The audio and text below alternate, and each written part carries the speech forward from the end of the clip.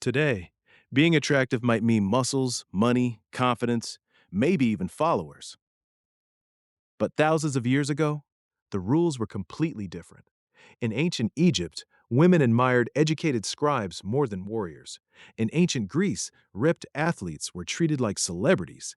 And in the mysterious Indus Valley civilization, the most attractive men may have been skilled craftsmen and merchants with jewelry and perfect hairstyles. So if you think modern dating is confusing, imagine trying to survive ancient history's beauty standards. In modern dating, people flex cars, watches, followers, gym photos.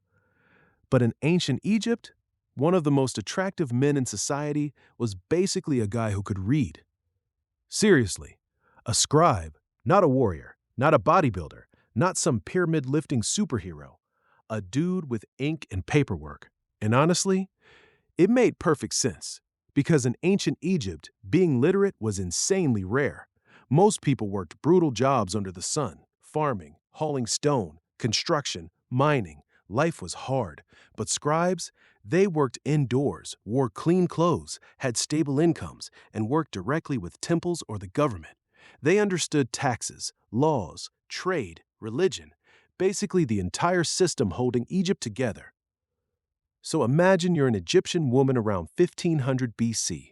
One man shows up covered in sweat, carrying rocks for 12 hours a day. The other walks in holding scrolls, smelling like oils, working for powerful officials, and knowing how to write sacred symbols connected to the gods. Yeah, the scroll guy was winning. And the craziest part? Ancient Egypt was actually one of the more progressive societies for women in the ancient world. Women could own property, inherit wealth, run businesses, file legal complaints, and even divorce their husbands. Which means attraction wasn't just controlled by fathers arranging marriages. Women had actual influence. We even found ancient love poems written thousands of years ago, and they sound weirdly modern. One woman describes the man she likes as kind, gentle, and pleasant to be around, not strongest warrior in Egypt. Another compares seeing her crush to recovering from illness. Imagine surviving pyramids, crocodiles, deadly heat, and desert diseases, only to get emotionally destroyed because a cute scribe smiled at you. And looks still mattered too. Egyptian men shaved regularly, wore makeup around the eyes, used perfumes, oils, wigs, and jewelry. Cleanliness was massive in Egyptian culture. Looking polished meant status. So the ideal Egyptian man wasn't just rich, he looked calm, educated, clean, stable, and connected to power. Basically, the ancient version of a guy with a government job, skincare routine, expensive cologne, and perfect handwriting. But there was another layer to this: religion. Egyptians believed writing itself was sacred. Scribes weren't just office workers, they were connected to divine knowledge. Hieroglyphics were seen as powerful symbols tied to the gods in the afterlife. A literate man could literally guide souls, record prayers, and preserve names forever. And in Egyptian culture, being remembered after death was everything.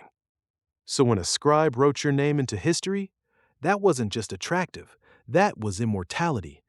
But not every woman in Egypt dreamed about quiet intellectuals. Powerful military leaders and officials still had enormous status, especially during periods of war and expansion. Pharaohs constantly portrayed themselves as strong, athletic, godlike rulers, crushing enemies in battle. Because even back then, power was attractive. Still, compared to many ancient civilizations, Egypt's beauty standards for men feel surprisingly familiar. Stability, intelligence, hygiene, confidence, social status. Some things really never changed, which is honestly terrifying, because after 4,000 years of human civilization, guys are still trying to impress people with status symbols and carefully curated appearances. Only now, instead of sacred scrolls, it's Instagram. Now, if ancient Egypt rewarded calm, educated scribes, ancient Greece went completely insane in the opposite direction. Because in Greece, the ideal man wasn't just smart, he had to look like a literal statue. And I mean that almost literally, because Greek statues weren't random art. They were showing the male body people thought was close to perfection. Broad shoulders, defined muscles, sharp jawline, athletic posture, everything symmetrical. The Greeks were obsessed with physical beauty. especially in places like Sparta, where boys started military training as children and spent years turning into walking weapons. Weakness wasn't just unattractive there, it was embarrassing. Spartan women were even known for publicly mocking weak or cowardly men. Imagine getting rejected in front of the entire city-state because your spear throw looked awkward. Well, that is a problem. But it wasn't only about muscles.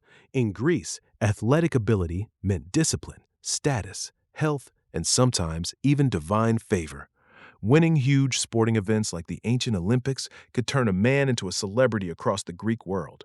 People wrote poems about winners, sculptures were made of them, entire cities celebrated them. Basically, ancient athletes were influencers, except instead of posting gym selfies, they fought naked in front of thousands of people. Yeah, that was a real thing.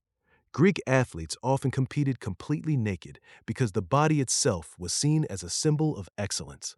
To the Greeks, physical perfection reflected inner virtue. A beautiful body suggested discipline, intelligence, self-control, and strength.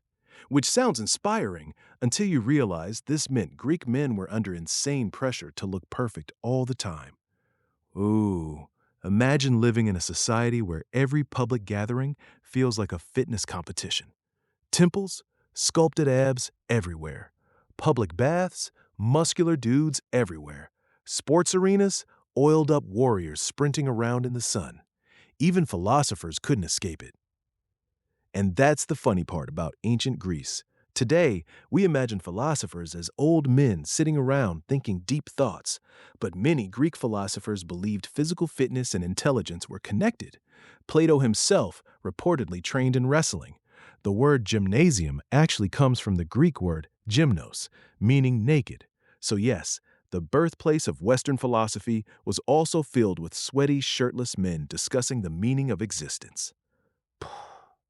But while all Greek cities admired strength, Sparta took things to another level entirely. Spartan society was basically a military machine.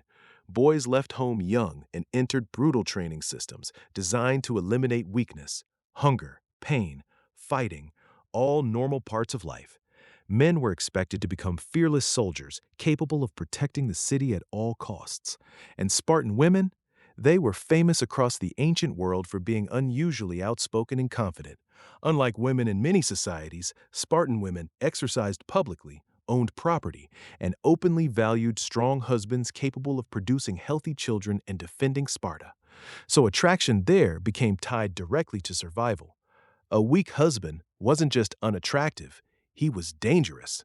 But outside Sparta, Athens had a slightly different ideal.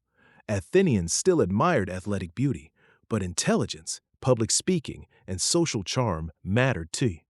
A man who could dominate conversations, debate politics, perform poetry, or impress crowds gained huge social status, which means ancient Greece accidentally created two extremely recognizable modern stereotypes, the gym bro and the debate guy. And honestly, both were successful because Greek society rewarded visibility. Public reputation mattered constantly.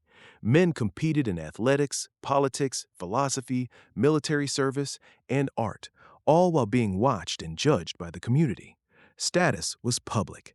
Everything was performance. Even hairstyles and grooming mattered. Greek men curled their hair, trimmed their beards carefully, used oils, perfumes, and expensive clothing. Looking refined signaled education and wealth.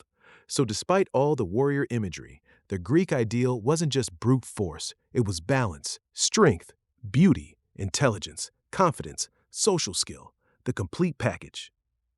And maybe that's why Greek beauty standards became so influential. Even today, modern superhero bodies, fashion models, and luxury ads still borrow heavily from ancient Greek ideals. The symmetrical face, the athletic build, the perfect physique. We're basically still chasing the same look 2,500 years later.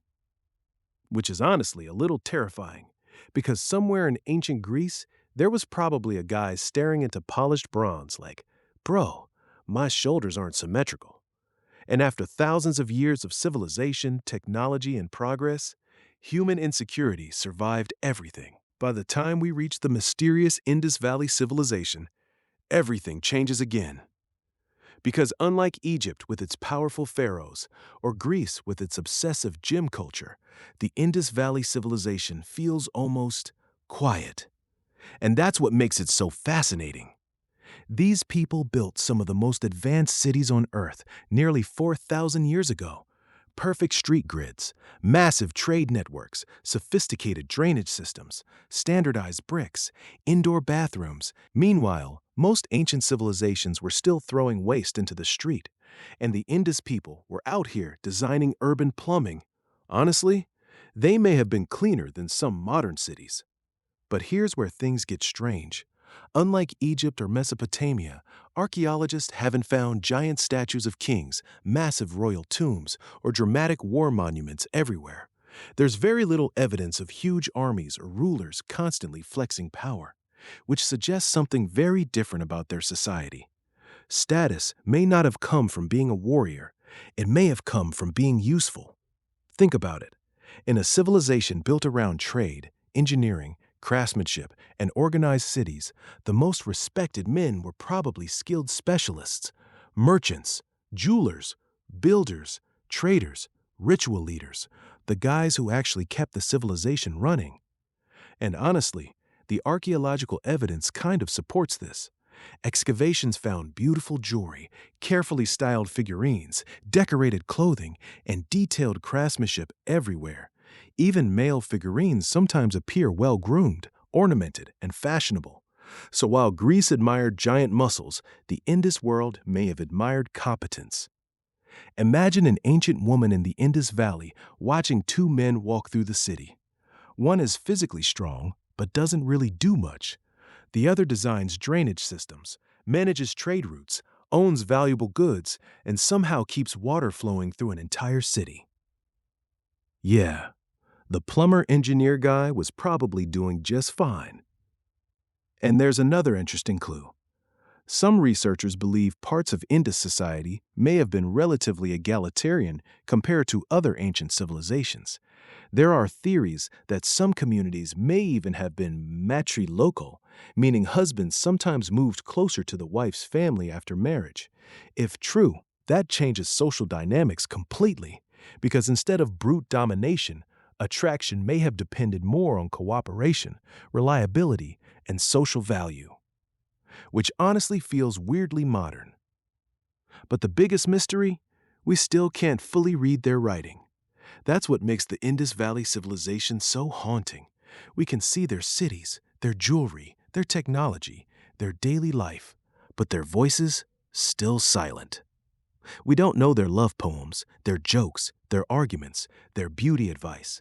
Somewhere inside those undeciphered symbols, there may literally be ancient relationship drama humanity still can't understand. And maybe that mystery is why the Indus civilization feels so fascinating today, because unlike Egypt or Greece, they never fully explained themselves. They just built incredible cities, disappeared, and left us staring at the ruins, trying to figure out who they really were. So after thousands of years of history, what did humans actually find attractive? In ancient Egypt, it was educated scribes. In ancient Greece, muscular athletes. In Maya civilization, powerful rulers and warriors. And in the Indus Valley civilization, maybe the guy who knew how plumbing worked. Different civilizations, different standards. But the weird part? Humans kept chasing the same things over and over again.